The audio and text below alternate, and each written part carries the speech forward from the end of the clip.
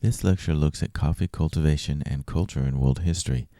We will look at this history of coffee in each of the four themes of this course, which will allow us to connect an expansive range of people, places, and events within a single narrative about world history over the past several centuries. Some of the connections are well known, but others are quite unexpected. We should start by asking, why coffee? Why not something else? I could come up with many reasons, but I will concentrate on 5 for now. First, the vast spread of the cultivation, consumption, and cultures of coffee reveals how the Great Convergence changed our world. Coffee as we know it could not have developed into the most significant agricultural product in the global market without the Great Convergence. At the same time, the Great Convergence would not have endured or made as significant an impact as it did without coffee. In any case, coffee combined with one of the other big agricultural commodities, sugar, to reshape where people lived, how they worked, how they ate, and how they died on a global scale. Second, the history of coffee shows us how people invent and give meaning to an everyday item. Now, coffee is interesting because it has never really existed simply as a food item. It has usually had many cultural meanings attached to it. Even in our society, in which coffee has far fewer meanings associated with it than in other societies, it still represents more than a drink. It represents socializing casually, as when people meet for coffee to talk, or even the possibility of greater intimacy, as when a person is invited in for coffee following a date. In the original coffee societies, however, coffee meant so much more, as we will see. It had spiritual, cultural, and political meanings in diverse societies that led to new religious movements, social conventions, and even revolutions. Third, the history of coffee allows us to see how people transform a foreign or exotic item and create ways to domesticate it within their own culture. With the exception of Ethiopia, where it originated, coffee was always introduced as a strange new thing. At first, people seemed to either love it or despise it, not just as a drink, but as a substance that represented ideas, cultures, and ways of life. In many places, people embraced it to the extent that they made it part of their own cultures and daily lives. They domesticated coffee in the sense that they began to see it as fundamental to their own identities as members of a community or nation, not as an item from the outside. And they domesticated it in the sense that they literally took it into their homes and made it part of their routines, their family observances, and their communal practices. Fourth, the history of coffee provides insight into the global economy over the past few centuries. Coffee went from an economically insignificant plant in a small region of the world into the second most valuable commodity traded in modern times. The first is oil. Now, how it reached this point mirrored the larger patterns of the creation of the global economy. Further, the structure of coffee production and trade reveals the inner workings of the global economy in ways that are often masked with other products. Both the opportunities and cruelties of the global economy are very clear to those willing to look. Fifth, the history of coffee challenges us to think about how our little decisions about what we consume in our daily lives can have big moral consequences for our world. Whether we like it or not, almost everything we buy and consume plays a small but definitive role in determining which people accumulate wealth and which people live in poverty. Yes, that's a simplistic statement, but it also reflects the fact that the global economy is not structured and operated for the purpose of achieving prosperity for all, even if that were possible. However we may wish to characterize the global economy, the fact is that the typical farmer who grows coffee will likely never have the same material standard of living as the typical consumer who drinks coffee made from that farmer's beans. So, if we know this, does it change how we consume coffee? Does it change our purchasing decisions? Does it lead us to become involved in projects intended to redress the inequalities created or maintained by the usual workings of the global economy? Does it matter at all? Those are questions that people could and should ask and answer now, just as people in the past did. Indeed, the consumption of coffee has always been tied to larger social and moral issues just as much as it has been associated with pleasure and caffeine intake. Those social and moral issues changed based on the changing circumstances, but they were always present in societies where coffee was consumed in significant amounts. This is something that we will come back to with each theme, especially in our last theme, Everything is Global Now, when we look more closely at our world in recent times. To explore the history of coffee, we will address 4 topics. We will spend most of our time in this lecture on the first two because we will address the third and fourth topics in later lectures. The origins and spread of cultivation traces the paths by which coffee planting reached new lands and took shape over time and distance. The cultural origins and spread looks deeper into the roles that coffee played in the societies that first consumed coffee and then exposed it to others as coffee consumption became a feature of more and more societies. Slavery, industrialization, and imperialism were closely linked to the expansion of coffee cultivation and marketing. And finally, Black Gold and global consumption address the economic and moral relationships between those societies that produce coffee and those societies that consume coffee. Let's look at the origins and first phase of the spread of coffee cultivation. As a historian, I find the inability of other historians to describe the origins of coffee cultivation and use both frustrating and amusing. It is frustrating because these origins are not hard to reconstruct with some effort and an open mind. It is amusing, and I say this half ironically, because the inability to see these origins has nothing to do with the evidence or with the methods of creating history. The main obstacle to seeing these origins has to do with a deep-seated bias that even the most thoughtful and well-meaning historians often perpetuate. Many seem to have a hard time embracing the fact that Africans, in this case people in Ethiopia, were the original masters of the arts of cultivating and consuming coffee. Further, the cultivation and consumption of coffee was seen primarily in religious ways, as we will see soon. The inability to account for this origin of coffee may reflect a latent Eurocentric and secularist bias in the historical profession. It may also reflect the fact that many historians seem interested in coffee only when it entered into the global markets that emerged after the Great Convergence. Whatever the reason, we're going to understand the true origins of coffee because its early history has everything to do with its later spread, even as a crop of colonial exploitation. As I just mentioned, people in the region that now forms the modern nation-state of Ethiopia first cultivated coffee and devised ways to consume it. The earliest ways of taking coffee into the body were not like the ways we do now. People typically chewed the beans or include the coffee cherries in liquids, usually butter or some other kind of fat. The process of roasting, grinding, and brewing came much later and probably was perfected outside of Ethiopia in nearby Yemen, which is just across the Red Sea and has incredibly old historical ties with northeastern Africa. People in this region of Africa also invented the cultivation of several other staple crops way back when people first started to invent farming. Indeed, Ethiopia is one of several places in the entire world where people independently invented agriculture 12 to 18,000 years ago. But instead of recognizing this long tradition of agricultural innovation, folks, including historians who should know better, have continued to perpetuate various stories about the origins of coffee that don't recognize its development within larger cultural processes. The farmers of Africa, like our farming ancestors elsewhere, were intelligent and observant and very deliberately selected and modified plants for cultivation. Coffee was no different. At some point long ago, women and men used their expert knowledge of the local environment and its plants to grow coffee for use as an essential part of their religious and community practices, which we will discuss more in a minute. But back to the spread of cultivation. Ethiopia and Yemen have formed part of an ancient Red Sea realm of interaction, and the cultures and genetics of the people who live there reflect this history.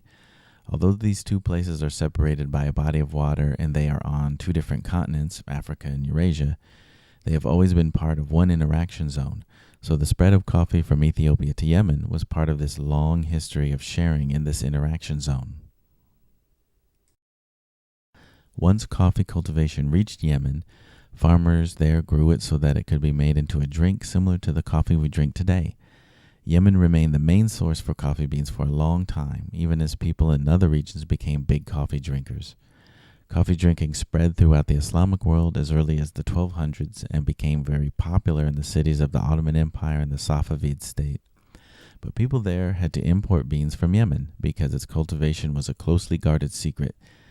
Farmers and exporters there did not want to lose their monopoly on growing coffee and selling the beans in other markets. Nevertheless, the knowledge and plantable beans got out, probably to India and Sri Lanka. In the early 1600s, Europeans in Arabia or India learned how to grow the crop that produced the drink that they'd come to love through their contacts with the Islamic world. By this time, Europeans had been drinking Turkish coffee made from imported beans in local coffee houses that were very much like the coffee that flourished in the cities of the Ottoman Empire. Now, we'll talk more about the significance of the coffee houses in both the Islamic world and Europe later, but for now we will continue to sketch out the history of the spread of coffee cultivation.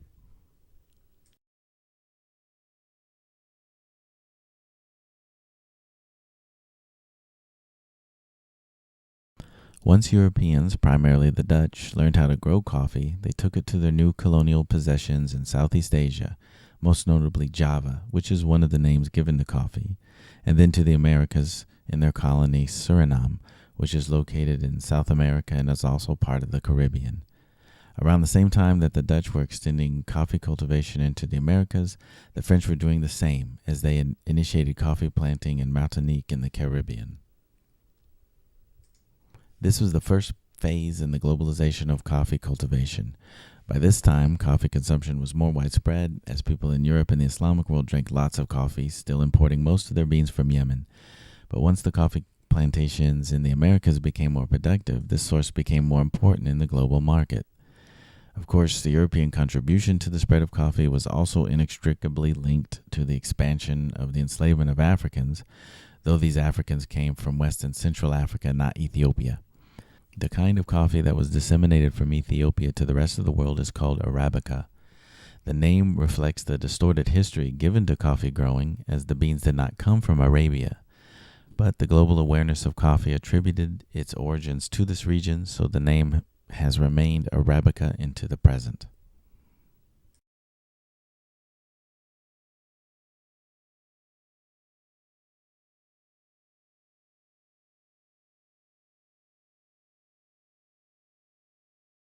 The second phase of coffee cultivation is a bit different and is tied completely to the Second Imperial Age of Europe, which we will talk about more in Theme 3. For now, it is enough to know that the Robusta variety of coffee was originally a wild plant from Central Africa that European imperialists saw as a potential source for cheap coffee that they domesticated and then transplanted to their colonies in Southeast Asia, Africa, and South America during the 1800s and 1900s.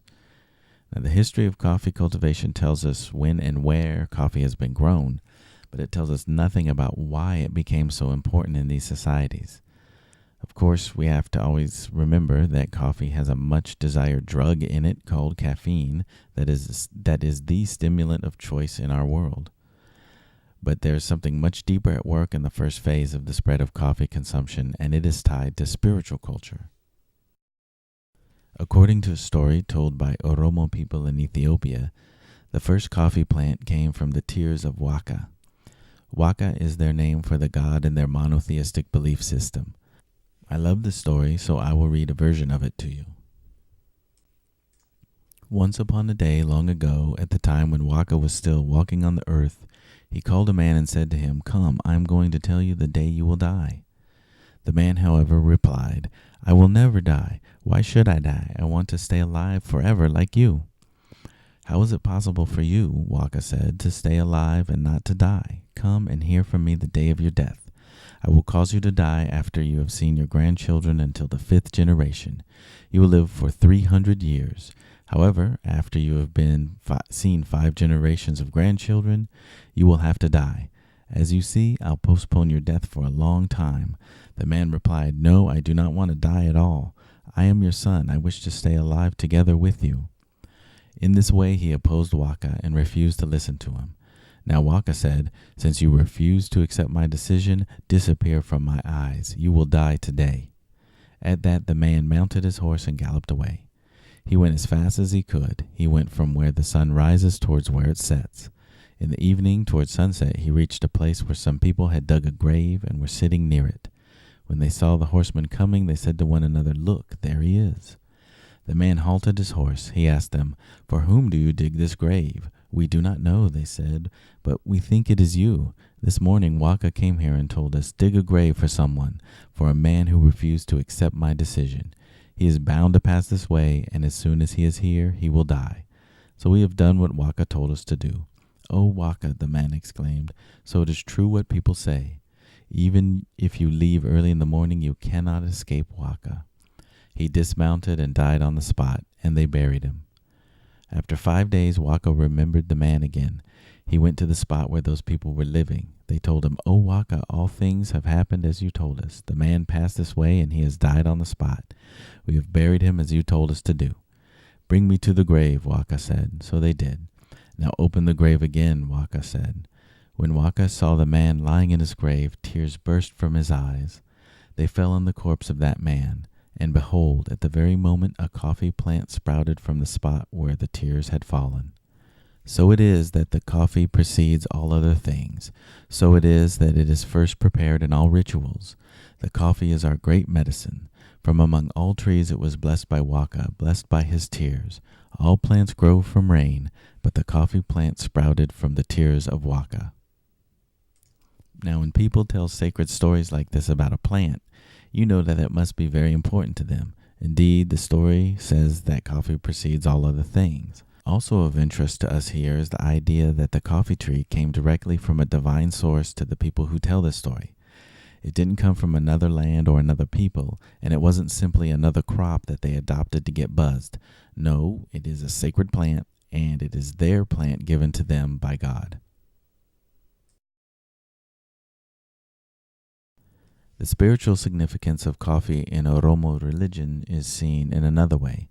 One of the most important rituals in the religion is the Buna Kala. Buna means coffee and Kala means slaughtered. This is a reference to the shedding of blood and sexual intercourse. I will warn you that the description of the ritual includes sexual references. In most spiritual cultures throughout human history, spiritual and sexual matters are seen as one and the same, so this is normal. If you object to understanding the relationship between spirituality and sexuality in human history, then you ain't gonna like this. But first, some basics. The ritual is conducted by married women only. It's conducted for social bonding, house blessings, engagements, and marriages. The coffee is cooked and consumed in the ritual.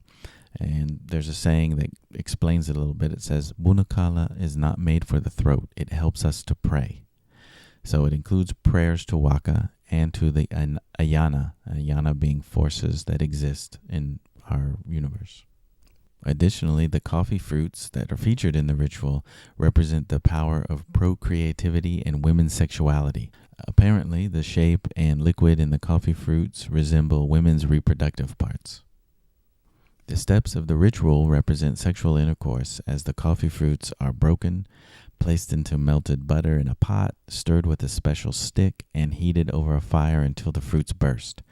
And in case you don't quite get the symbolism, the fruit and pot represent female sexual parts and fluids, the stick and butter represent the male sexual parts and fluids, and the stirring and heat stimulate the power of this union until it reaches its culmination with the bursting of the coffee fruits. Now, this is not meant to be dirty or profane. It is sacred. So the sexual imagery is meant to convey the spiritual power inherent in the making and maintaining of families. The same rite also provides a connection to the divine as it prepares people to communicate with Waka. And these two meanings are seen in the words of Oromo people about the Buna Kala. First quote is, "Buna Kala is the oldest thing of all. It was with our people from the very beginning. It is the Buna Kala which keeps mother and child together." Another quote says, "Where there is Buna Kala, there is prayer. Buna Kala is prayer. It brings man nearer to Waka. People do not slaughter the coffee for their throat, but in order to greet Waka with it." Coffee plays another role in Ethiopian society in a social ceremony that celebrates community and hospitality. This is a non-religious practice, but is very meaningful nonetheless, and it certainly incorporates some of the same values that are at the heart of all the religions in Ethiopia, including the traditional religions, Christianity, and Islam. I will let this video play without commentary. You can pretty much figure out what is going on from the roasting to the grinding to the pouring. I like the sounds of the process, so listen closely. The experience is meant to engage the senses fully. That is how we best share company with one another. I will say one more thing related to this. When the woman picks up the pan with the roasted smoking beans around the 3 minute and 4 second time mark, she blows the smoke towards the camera operator. This is meant to share the smell of the coffee, which brings everyone even closer together in the experience. The video ends before we see them drinking together, but trust me, this coffee is good.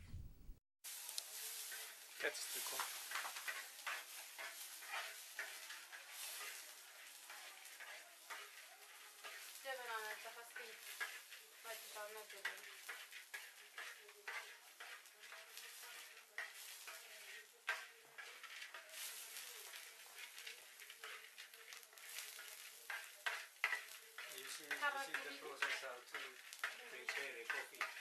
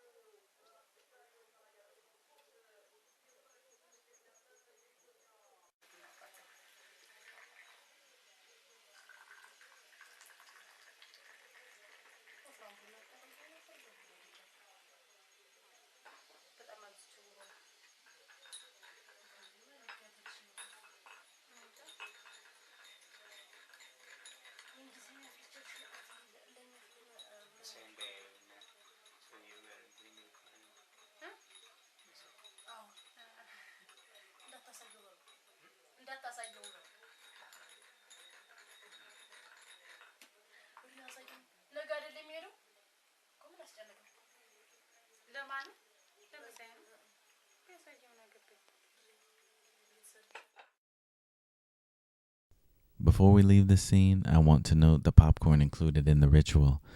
This is very common, and it shows the reach of the Great Convergence. Corn originated in the Americas and came to Africa, Eurasia after 1500. So this ritual brings together two of the most important plants involved in the Columbian exchange, corn and coffee.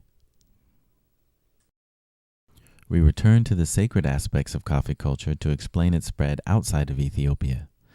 This involves Sufi Muslims in Yemen. As mentioned earlier, Ethiopia and Yemen have deep historical ties, so it should not be surprising to see an element of Ethiopian sacred culture become part of the spiritual practice of Yemen. Just as the Oromo say that coffee brings them closer to Waka, the Sufis in Yemen said, "He who dies with some coffee in his body enters not into hellfire." That's a good reason to get your morning cup of joe, I guess. There are many stories about how coffee came to Yemen, but one that I like best tells of al-Shadili, the founder of one of the Sufi groups in Yemen. During a time when young men in the city of Mocha were reportedly being kidnapped by jinn or spirits, al-Shadili went into a 40-day trance, and on the last day the Prophet Muhammad came to him and told him that coffee trees would keep the jinn away. He emerged from this trance with a berry-laden branch of a coffee tree in his hand, which is the source of the tree in the image that we see here. Not only did it keep the jinn away, it also created an amazingly profitable export commodity. And yes, you heard me right, the name of the city is Mocha, which is where we get the word mocha in our mocha lattes. Well, coffee-drinking Sufis from Yemen went on pilgrimages to Mecca, where they introduced Muslims from all over the Islamic world to their dark beverage that allowed them to stay up late and pray and get closer to Allah. Sufi students also traveled to Cairo in Egypt to study at the first university there. Just as it helped them to stay up late to pray, it also helped them to stay awake and study. Does that sound familiar? Other students at the university soon followed their example, and coffee rapidly became a familiar drink in the cities of the Islamic world. Sufi Muslims were the leaders in this, as they incorporated coffee in their rituals, and they traveled regularly to share their teachings about mystical forms of Islam. In both the Ottoman Empire and Safavid state, coffee houses began to flourish in the cities as the only public spaces where men could gather to drink and talk, so they took advantage of this. But as I mentioned earlier, moral issues were always associated with coffee, and some in the Islamic world thought that coffee altered the mind and led people to behave inappropriately, both sexually and in talking negatively about the government. The sexuality issue was probably bogus, but the free political talk was very real. The conservative response to the presence of coffee in coffee houses took the form of riots and legal charges, but the popularity of coffee and the effective legal arguments in favor of its virtues overcame the efforts to shut down the coffee houses. Now, it is interesting that when coffee drinking and coffee houses gained popularity in Christian Europe, similar protests against coffee appeared there too. Of course, these influences entered Europe through the Islamic world, so part of the protest was anti-Muslim in nature. Still, some simply saw it as a sign of the breakdown of traditional society and its values. The normal way of life included getting drunk at taverns, but this newfangled coffee led people to coffee houses where they were sober, talkative, and curious about the larger world. I mean, we're talking dogs and cats living together, mass hysteria. But we will address the political significance of coffee and coffee houses more with Theme 3. The key thing to remember here is that coffee was always more than a drink. It was about culture and culture change.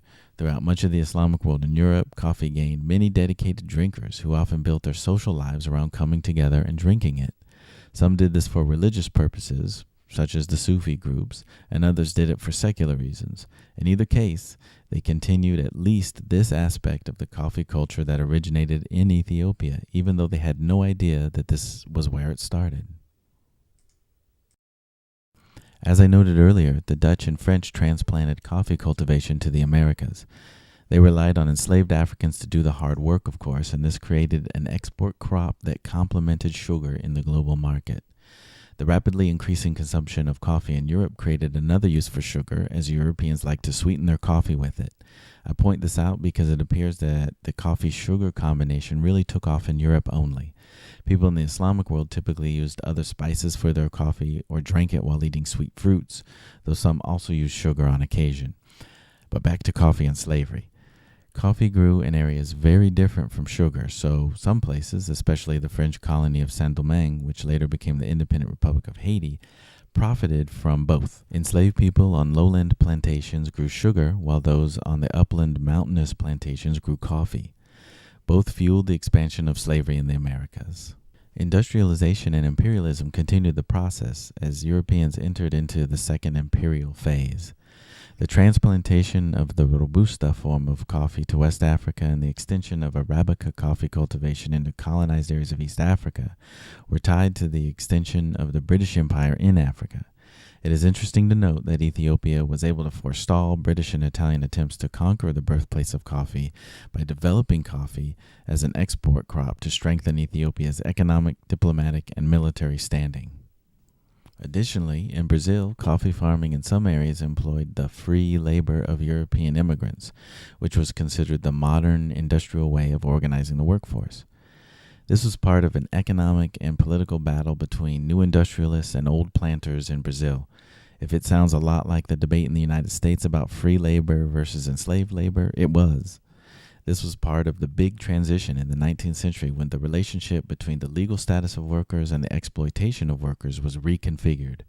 Ultimately, slavery died as a legal status, but exploitation for economic growth continued, and the production of coffee was at the center of this transition in Brazil as well as in Africa. Finally, we turn to the moral issues of coffee production and consumption today. As mentioned earlier, the economic disparity between the societies that grow coffee and those that drink coffee is striking. This is tied to the history of coffee discussed in this lecture with its roots in slavery, industrialization, and imperialism. Let's look at a map that helps to illustrate the relationship geographically. The places that produce coffee appear in variations of green, and the places that consume most of the coffee appear in variations of brown. The consumer places were almost all imperial powers or closely tied to those powers in recent centuries. The producer places were almost all places colonized by those imperial powers. The big exception to this relationship is Ethiopia, which successfully resisted European imperialism except for a few years in the 1930s. Now, the wealth generated by coffee is far greater in the consuming nations than in the producing nations, because the global markets and commodities trading that set the price for beans and the companies that process and sell the coffee are based in the consuming places. This is not restricted to coffee, and it reflects one of the deep and most unpleasant aspects of our world shaped by the Great Convergence and its legacies. This is a complex but clear relationship, and it is something that we will engage more fully in Theme 4 of this course. It is a historical irony on a massive scale that coffee began its existence as a sacred plant that brought people together, while it now has become a mere commodity that perpetuates the economic disparities of a world shaped profoundly by oppression and exploitation in the production of that commodity. Does that matter to us? Should that matter to us? I think that is something we should explore and discuss further in our course.